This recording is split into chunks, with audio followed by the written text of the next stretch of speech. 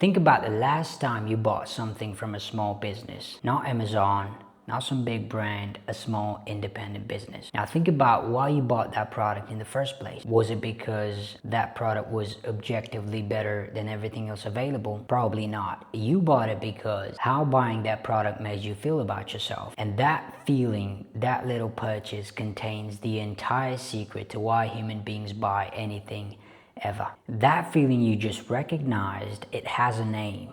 I call it the satisfaction simulation. Now here's what happens. Before any purchase at all, your brain runs a fast, automatic, mostly subconscious simulation.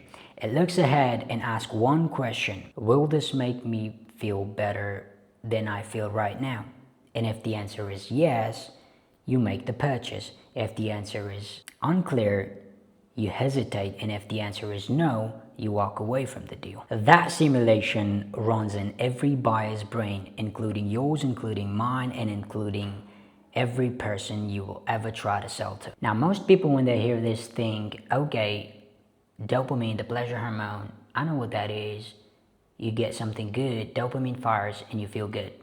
But that's not what's happening. Dopamine isn't the pleasure hormone, it's the anticipation hormone. It doesn't fire during the pleasure itself, it fires before the pleasure even begins. This is why the night before the holiday feels more exciting than the holiday itself. This is why scrolling through the menu feels as good as eating the thing itself. The brain isn't responding to reality, it's responding to a simulation of reality which is ran in your head. Now this is where it connects to that small independent business example I gave you in the start of the video. Before you bought the product, before even consciously thinking about buying the product, your brain ran the simulation.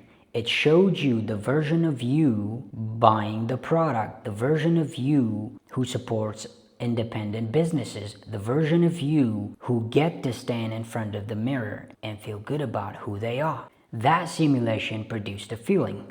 Dopamine fired and the decision was already made. You weren't buying a candle, you were buying the version of yourself that appears in that simulation. This is what I call identity-based purchasing, and this is the satisfaction simulation at its purest, because there is no rational justification for it. The candle wasn't objectively better than every other candle available. In fact, the product was almost irrelevant. You just bought the feeling that simulation produced. Now here's where it stops being about that small business I mentioned and starts being about every buyer you'll ever face.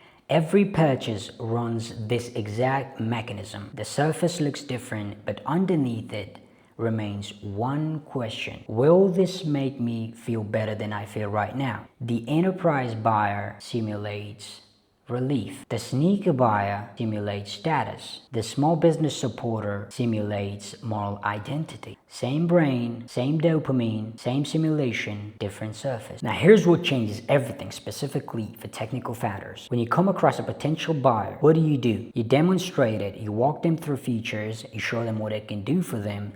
But the problem is, all of these are logical information aimed at the conscious mind. But the problem is, the conscious mind isn't the one making the decision.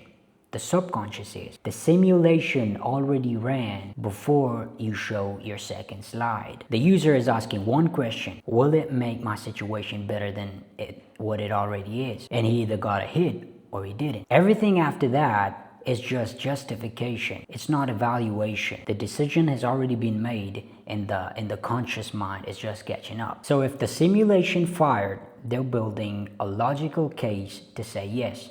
If the simulation did not fire, they're building a logical case to say no. And no amount of features, case studies, or benchmarks is going to change a simulation that already went cold. Now think about the last time you lost a deal you thought you should win. You probably replayed the conversation. You wondered what you said wrong. Maybe the pricing was off. Maybe they went with a competitor. But I want to tell you this: you didn't lose them in the evaluation. You lost them in the simulation before you even thought the evaluation had begun. Which means the question isn't, how do I explain what I built better?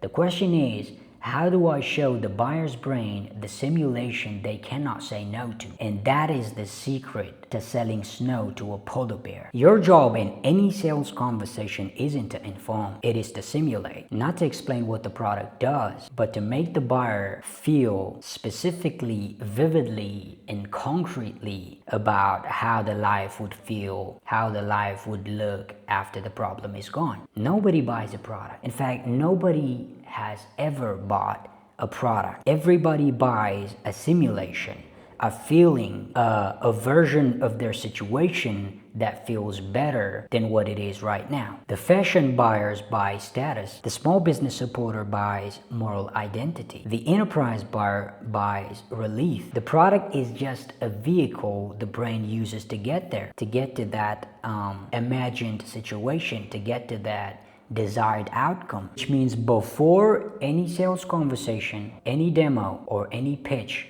you need to ask yourself one question. What simulation does my buyer's brain need to run in order to say yes? Answer that question honestly, and you stop selling to people. Instead, you start showing people what their brain was already looking for. Now, the satisfaction simulation runs on 2 different triggers, and each one requires completely 2 different approaches to activate. Trigger the wrong one and the simulation runs completely cold, and the buyer hesitates and he says, I need more time, and eventually goes to someone who accidentally activated the right one. And that's exactly where we're getting into next. I'll explain the 2 triggers and how to activate them in the next video. Stay tuned. Peace out.